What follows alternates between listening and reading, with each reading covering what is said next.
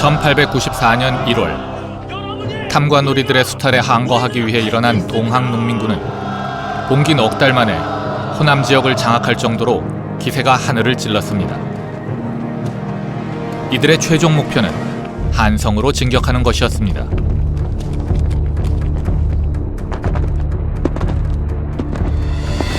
(1894년 6월) 전주성이 함락되었다는 보고가 조정에 전해집니다.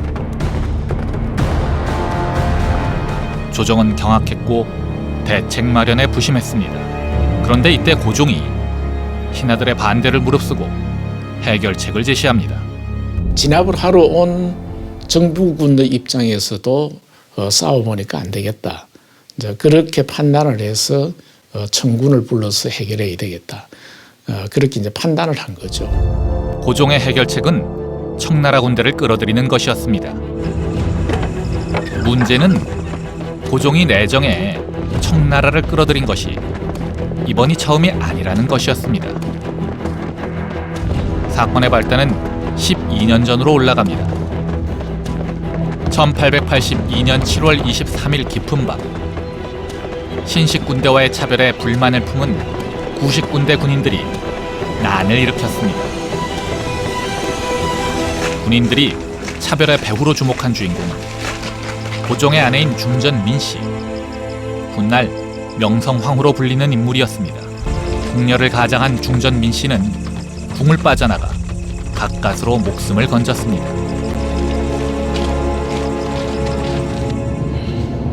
그리고 권저에서 쫓겨났던 고종의 아버지 대원군이 집권하게 됩니다.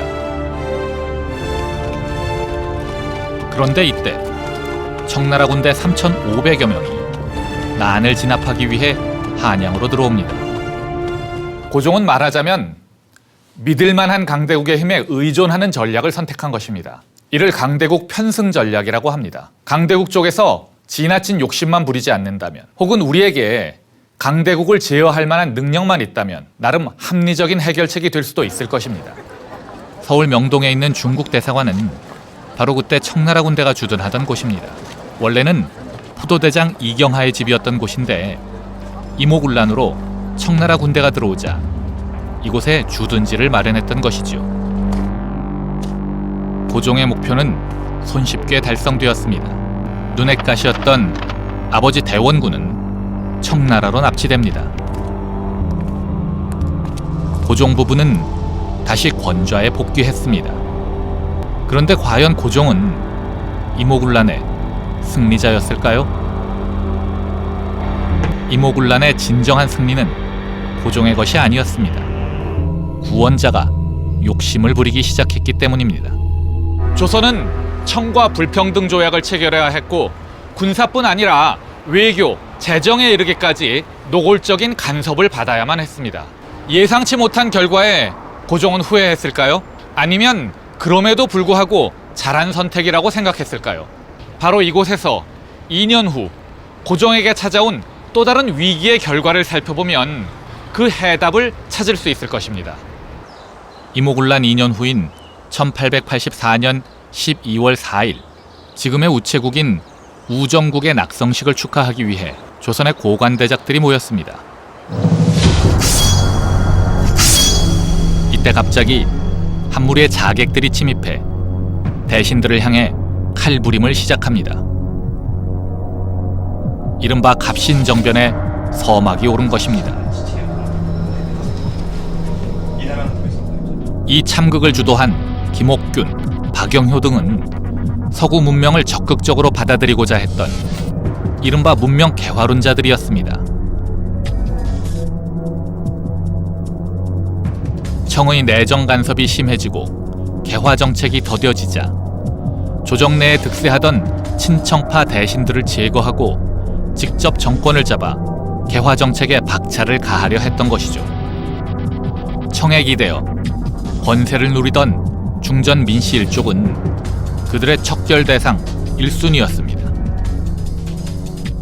민씨 세도는 계속되었고 결과적으로 이러한 상황은 개화파로 하여금 고종의 개혁 의지에 대한 신뢰를 상실했기 때문에 개화파들이 급진화하게 되는 거죠. 개화파들은 오로지 희망을 일본이라고 하는 또 다른 외세에서 구하게 됩니다. 그것이 갑신정변이죠. 왕권에 대한 조그마한 도전에도 민감하게 반응했던 고종은 물론이고 친족들을 잃은 중전 민씨의 분노는 그야말로 극에 달했습니다. 2년 만에 또다시 절체절명의 위기를 맞이한 고종. 이번엔 어떤 방법으로 이 위기를 탈출하려고 했을까요? 고종의 선택은 2년 전과 같았습니다. 청나라의 원병을 요청한 것입니다. 조선에 대한 내정 간섭을 강화하려던 청나라로서는 생각하지도 못했던 기회가 찾아온 것이었죠. 이튿날 청군 1,500명이 궁으로 진입합니다. 개화파를 보호해주겠다던 일본군은 약속을 헌신짝처럼 집어던지고 도주합니다. 고종은 청나라 덕분에 또 왕좌를 유지할 수 있었습니다. 하지만 이번에도 공짜는 없었습니다. 청나라의 조선에 대한 간섭이 아주 심화되고 그게 이제 대표적으로 위안스카이라고 하는 사람이 조선에 머물면서 내정을 일일이 간섭을 하게 되는 거죠. 심지어 고종이 말을 안 들으니까 고종을 폐위해야 되겠다. 이제 이런 건의를 하기도 하고 하는 정도로 위협이 되니까 고종의 입장에서는 그래도 나라의 자주적인 권리를 위해서는 청의 간섭을 가능하면 좀 벗어나려고 노력은 했어요. 그러나 그게 이제 청이라고 하는 것이 어떤 의미에 있어서는 서양의 침략을 막을 수 있는 또 방패막이도 되니까 그 두 가지의 이득 가운데에서 어떤 때는 좀 청에 가까워 같기도 하고 어떤 때는 또 청과 좀 거리를 두려고 하는 그런 태도를 취해요. 이처럼 고종은 위기가 닥칠 때마다 청나라라는 외세를 끌어들여서 문제를 해결하고는 했습니다. 오랜 세도 정치로 재정은 파탄나고 믿을 만한 친위군조차 없던 고종으로서는 어쩔 수 없는 선택이었을지도 모르겠습니다. 하지만 기본적으로 외세는 독입니다. 따라서 어쩔 수 없이 이들을 끌어들이더라도 반드시 내부에 이들에 대항할 수 있는 항체를 만들어야만 합니다. 그러기 위해서는 지도자의 희생과 뼈를 깎는 노력이 필요하죠. 당나라라는 외세를 끌어들였던 신라의 김춘추는 이 사실을 잊지 않았고 최후의 승자가 될 수 있었습니다. 그런데 아무래도 고종의 경우에는 항체를 만들어내는데 실패한 것 같습니다. 농민봉기라는 세 번째 위기가 닥치자마자 곧바로 청을 끌어들였기 때문입니다. 하지만 이번에는 앞에 두 차례와는 상황이 좀 다르게 전개되었습니다. 고종의 파병 요청에 청은 곧바로 군대를 조선으로 보냅니다. 그런데 청군이 조선에 들어오자 난데없이 일본군 역시 조선 땅에 밀고 들어오기 시작했습니다. 이제 사태는 고종의 의도를 완전히 벗어나기 시작했습니다. 양쪽 군대가 진주하자 외세의 개입을 우려한 농민군은 관군과 화약을 체결합니다. 그리고는 전주성을 떠나 일상으로 복귀했죠. 청일 양국군이 개입한 원인이 사라진 것입니다. 따라서 조선 정부는 양국 정부에 이제 그만 나가달라고 요청을 합니다. 하지만 약소국이 외세를 끌어들이는 건 마음대로 될지 몰라도 내보내는 건 결코 마음대로 되지 않는 법입니다. 이번에도 마찬가지였습니다. 청나라는 철수에 동의했지만 일본은 완강하게 거부했죠. 생각해보면 1500년 전 신라가 당나라를 끌어들였을 때도 당나라가 나갈 생각이 없기는 마찬가지였습니다. 다만 그때 신라는 당나라를 내보낼 힘을 가지고 있었죠. 고종은 과연 어떨까요? 일본군이 인천항에 상륙한 지 한 달 보름 만인 7월 23일 일본은 드디어 그들의 야욕을 드러냅니다. 경복궁을 기습한 것입니다. 조선군의 별다른 저항도 없이 경복궁은 일본군 단 2개 대대의 습격으로 일본의 수중으로 넘어갑니다. First to a kind of coup d'état in the Japanese, in the Korean court that put in place pro-Japanese reformist elements. And then the second step was then to turn and, get the Chinese military out. And that essentially then became the beginning of the war. So the order there was to control the Korean court first and then start the war. 일본군은 청과 조선이 숨 돌릴 틈도 주지 않고 아산만으로 상륙하려던 중국군의 수송선을 공격합니다. 1000명이 넘는 청군 병사들은 저항도 못하고 수장됩니다. 안반도를 무대로 한 청일전쟁에 막이 오른 것입니다. 당시 일본군의 전력은 청나라에 미치지 못한다는 것이 일반적인 견해였습니다. 비록 아산만에서 기습을 당했지만 청군은 13,000명의 병력을 평양성에 집중시키면서 결전을 준비하고 있었습니다. 당연히 고종도 청나라의 승리를 믿어 의심치 않았습니다.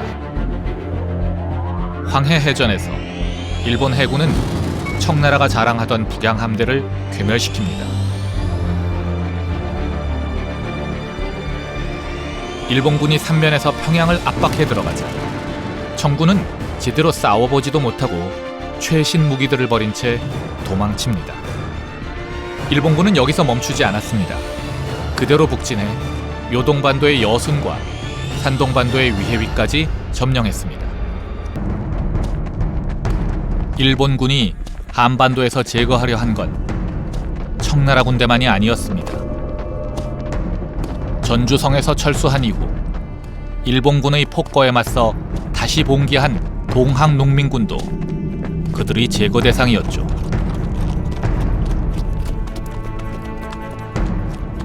농민군의 씨를 말리기 위해 일본군이 나선 것입니다. 여기에 조선의 관군도 함께 따라 나서 백성들에게 총뿌리를 겨눴습니다. 일본군의 작전 명령을 받으면서 말입니다.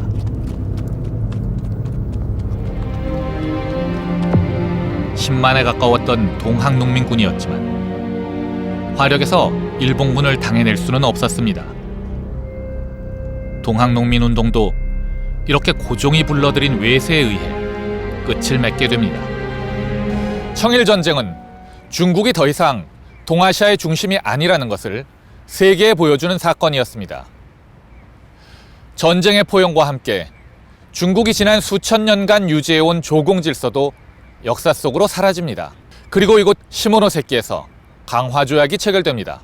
물론 회담의 중심 주제는 조선 문제였습니다. 하지만 회담장에는 조선 대표를 위한 자리는 없었습니다. 온 나라가 전쟁터가 되고 수많은 백성들이 학살당했지만 우리의 운명을 결정하는 것은 우리의 몫이 아니었던 것입니다. 일본에서는 이토 히로부미가, 청나라에서는 이홍장이 양국 대표로 참여했습니다. 이렇게 체결된 시모노세키 조약의 제1조는 조선의 운명에 대한 것이었습니다.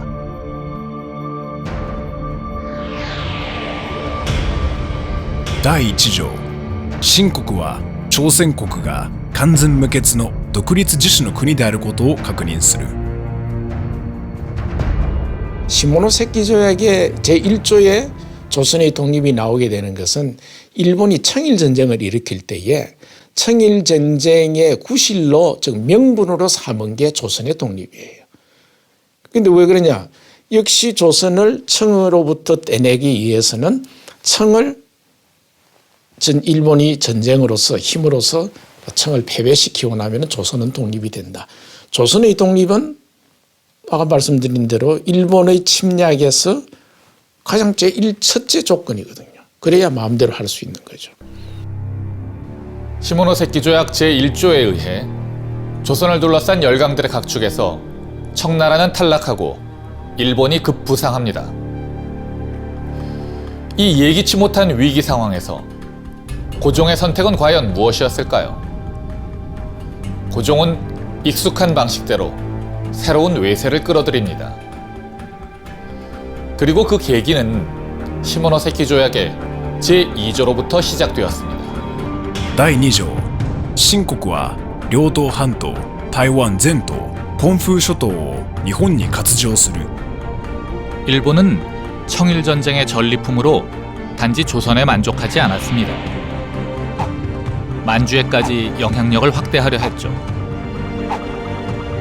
하지만 만주에 눈독을 들이고 있었던 것은 일본만이 아니었습니다. 중국의 그 해안가를 중심으로 해서는 그 서양의 열강들이 거의 다 조차지로서 점령을 하고 있는 셈이죠. 그렇게 되니까 중국이라고 하는 큰 시장에 마지막으로 남아있던 지역이 만주 지역이에요. 만주 지역을 둘러싼 서양의 여러 나라들이 이제 각축이 이제 이루어지는 거죠. 근데 먼저 선점한 것은 일본입니다. 일본이 청일전쟁에서 이제 승리를 하고 만주 지역에 있는 특히 이제 중요한 항구 지역인 여순과 대련 지역을 일본이 장악을 하는 거죠. 그러니까 거기에 대해서 제일 불만을 가진 게 러시아 세력이에요. 만주에 주목하고 있던 또 다른 강대국 러시아가 나선 것입니다. 러시아는 독일과 프랑스까지 끌어들여 일본으로 하여금 만주를 포기하게 만듭니다. 상황이 이렇게 전개되자 고종과 중전 민씨는 새로운 해결사로 러시아에게 손을 내밉니다. 청나라라는 후견이 사라진 상황에서 일본을 막기 위한 최선의 방법이라고 생각한 것이지요. 그런데 이 선택에는 결정적인 문제가 하나 있었습니다. 한반도에서 영국과 러시아의 경쟁 관계는 상당히 뿌리 깊은 점이 있습니다. 1880년대 이미 영국은 거무도 점령을 통해서 한반도와 극동에서 러시아의 세력 팽창에 대한 경계심을 분명하게 드러낸 바가 있습니다. 고종과 집권 세력이 러시아를 끌어들이는 노력을 하게 되면서 당시 세계 최강국이었던 영국으로 하여금 깊은 경계심을 갖게 만들었죠. 당시 러시아는 19세기의 패권 국가였던 영국이 가장 경계하고 있는 가상적국이었습니다. 영국은 동유럽, 터키, 아프가니스탄 등 러시아가 외부로 진출하려는 모든 통로를 봉쇄하고 러시아의 팽창을 저지하고 있었습니다. 그런데 조선이 러시아에 가까이 간다는 것은 아시아에서 러시아에 대한 봉쇄가 뚫린다는 것을 의미했습니다. 시베리아 횡단철도가 바로 이 시기에 생깁니다. 러시아의 수도 모스크바에서 이곳 블라디보스토크까지 약 9,000km를 잇는 세계에서 가장 긴 이 철도는 지금은 수많은 여행자들의 버킷리스트로 사랑받고 있습니다. 하지만 1891년 이 철도가 착공에 들어갔을 때 주변국들의 반응은 지금과 크게 달랐습니다. 시베리아 횡단철도의 부설은 러시아의 남하에 노심초사하고 있던 영국의 반발을 불러일으킵니다. 일본 역시 청일전쟁으로 다 잡았던 만주를 러시아에게 빼앗긴다는 생각에 분노했죠. 만주에서의 경제적 이익을 노리고 있던 미국도 같은 입장이었습니다. 영국, 일본, 미국 이 세 나라는 과연 만주가 러시아의 손에 넘어가는 것을 가만히 보고만 있었을까요? 시베리아의 철도 위로 동아시아를 둘러싼 심각한 긴장이 차곡차곡 쌓이기 시작합니다. 초강대국 러시아라는 열차에 올라탄 고종. 그가 향한 종착역은 조선의 부활이었을까요? 멸망이었을까요? 청일전쟁에서 승리한 일본이 기껏 차지했던 만주를 러시아에 의해 도로 내놓는 것을 본 고종은 러시아 세력을 등에 업고 전국을 주도하려고 합니다. 하지만 이 정도에서 물러날 일본이었다면 애초에 청일전쟁을 일으키지도 않았을 것입니다.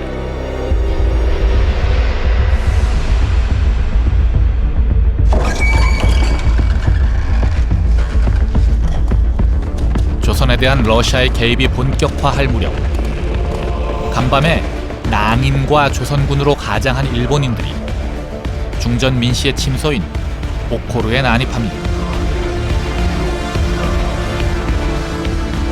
이른바 을미사변입니다.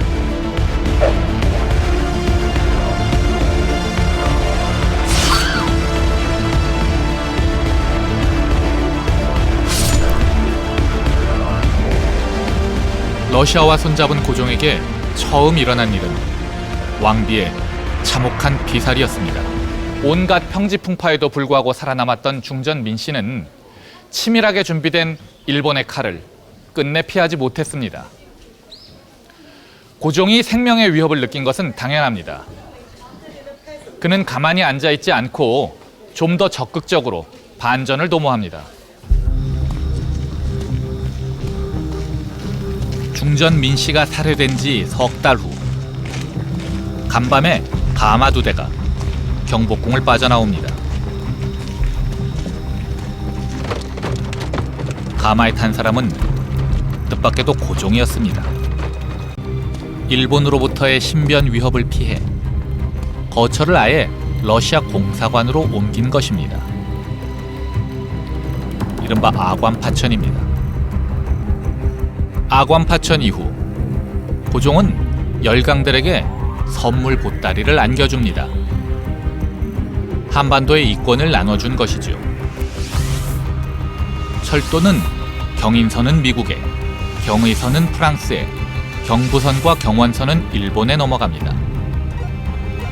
울창했던 조선의 숲은 주로 러시아가 차지합니다.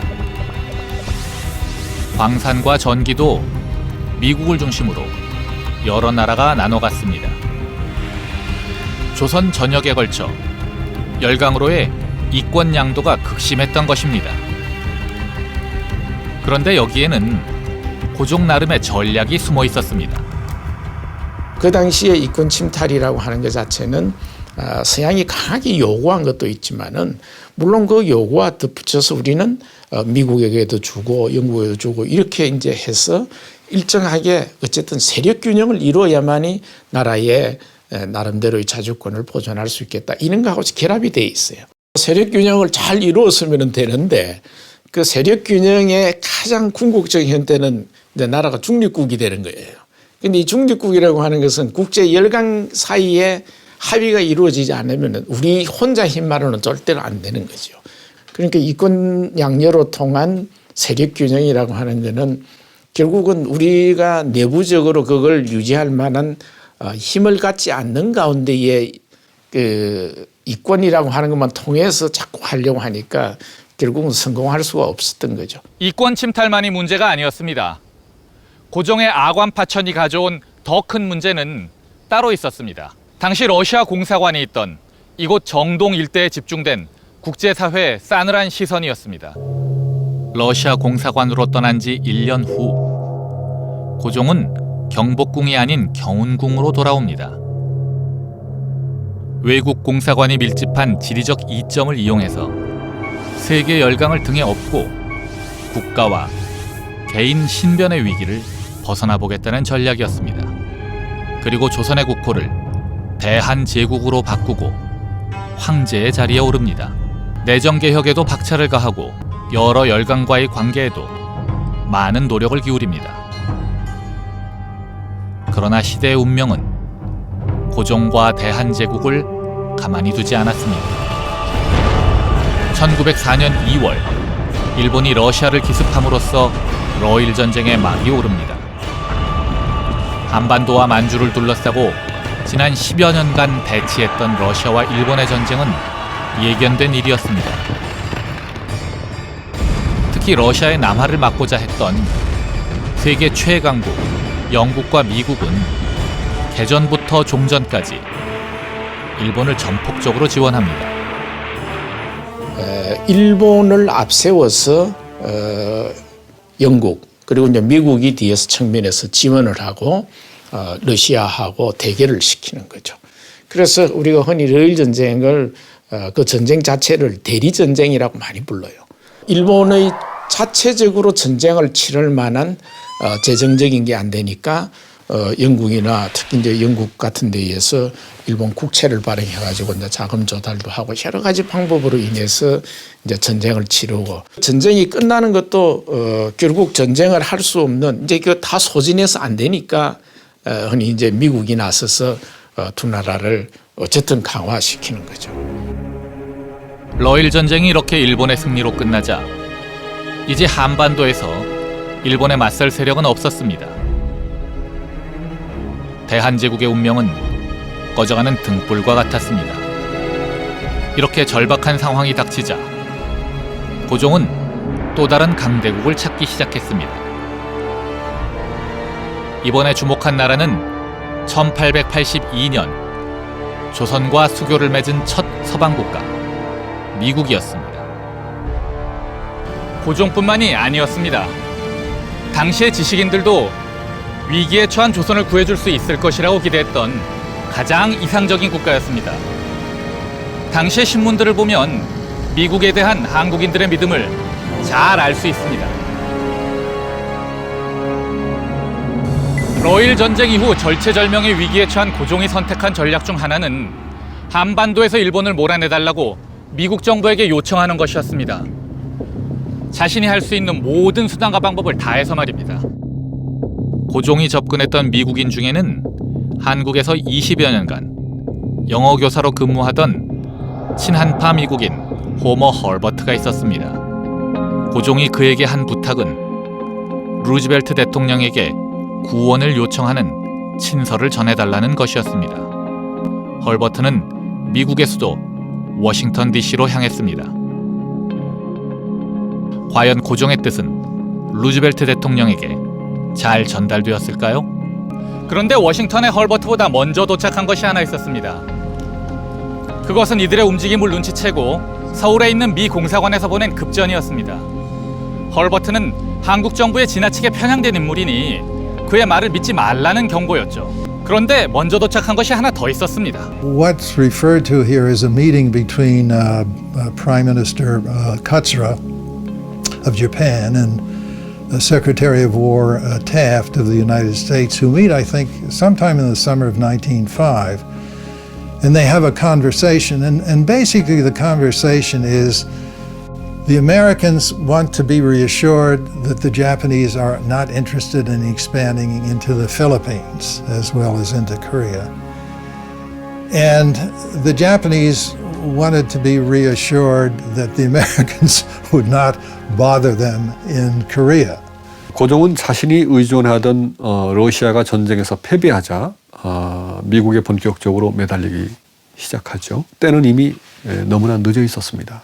당시 주 한 미국 공사였던 호러스 알렌은 러일 전쟁이 시작되기도 전인 1904년 1월 4일 미 국무장관에게 보낸 전문에서 한국의 주인은 개화된 인종인 일본이 한국의 주인이 되어야 된다는 의견을 피력하고 있었습니다. 당시 미국 외교 라인에 한국에 대한 생각은 고종이 기대한 것과는 너무나 거리가 멀었죠.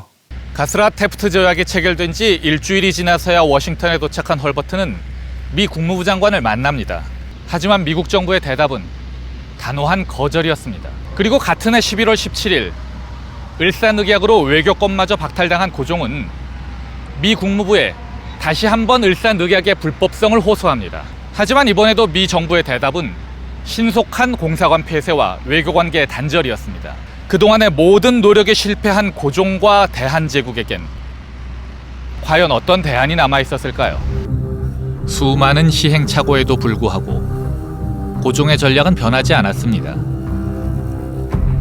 1907년 고종은 마지막 승부수를 띄웁니다. 네덜란드 헤이그에서 열리는 만국평화회의에 을사늑약의 부당함과 조선의 중립국임을 선언하고자 한 것입니다.